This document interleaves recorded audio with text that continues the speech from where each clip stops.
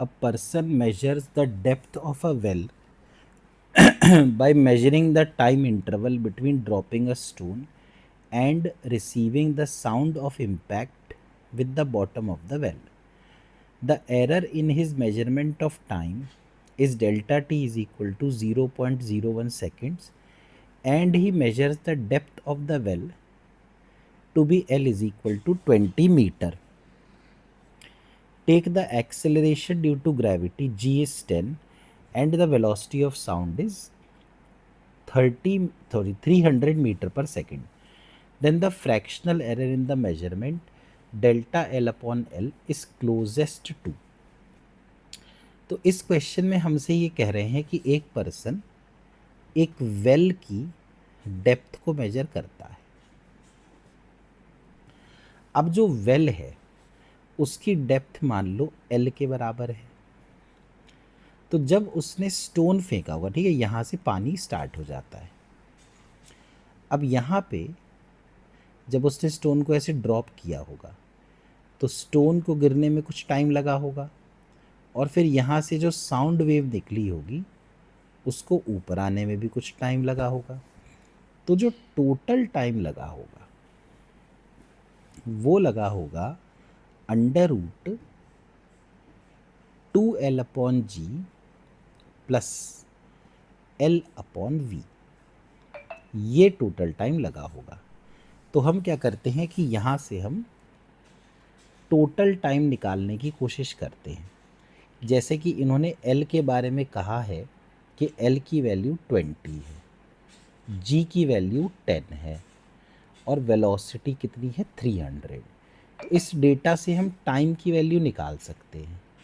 कितनी होगी देखिए, अंडर रूट 2 इंटू L की वैल्यू 20 है, G की वैल्यू 10 है, प्लस अगेन 20 अपॉन 300।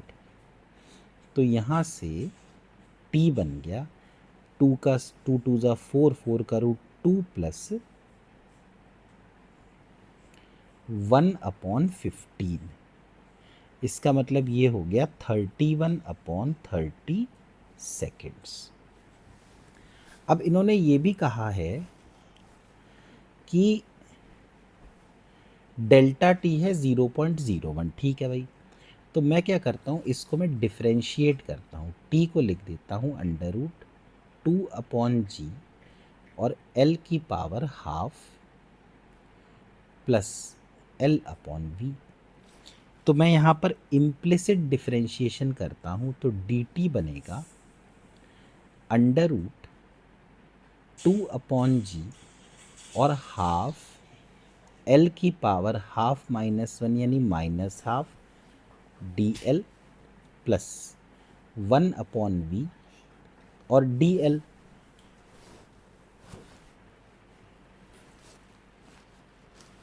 तो अब यहाँ से हम डी एल की वैल्यू निकालते हैं। तो डी टी कितना दिया हुआ है, डी टी दिया है 0.01 is equal to under root 2 upon 10 और हाफ, और एल कितना दिया हुआ था, एल दिया हुआ था 20। तो 1 अपॉन 20 की पावर हाफ और d L plus 1 upon v कितना है 300 और डी एल। तो 0.01 इज इक्वल टू, अब आप देख सकते हैं कि रूट के अंदर अगर लिया जाए तो 2, 10, 4 और 20 और साथ में D L plus d L upon 300। तो ये कैंसिल हुआ तो यहाँ 2 आ गया, 2 इंटू 2 4, तो ये आ जाएगा 1 अपॉन 400 का under root d L plus d L upon 300 is equal to 0.01। तो 0.01 हो जाएगा d L upon 20 plus d L upon 300। तो इनका एलसीएम अगर हम लें 20 और 300 का एलसीएम हो जाएगा 300। तो 20 इंटू 15 होगा, तो 15 प्लस 1 16 DL अपॉन 300। तो यहाँ से DL, या जिसको हम डेल्टा L भी कह सकते हैं, वो हो जाएगा 3/16। तो हमें DL मिल चुका है और L भी हमें मिल चुका है 20।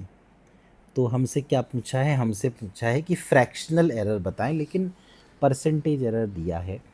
तो डेल्टा L अपॉन L ये तो होगा 3/16 डिवाइड बाय 20। लेकिन अगर परसेंटेज एरर निकालें तो इसको 100 से मल्टीप्लाई कर दें, तो ये बन जाएगा 5। तो 15/16%, यानी ये अप्रॉक्सीमेटली 1% के बराबर आ जाए।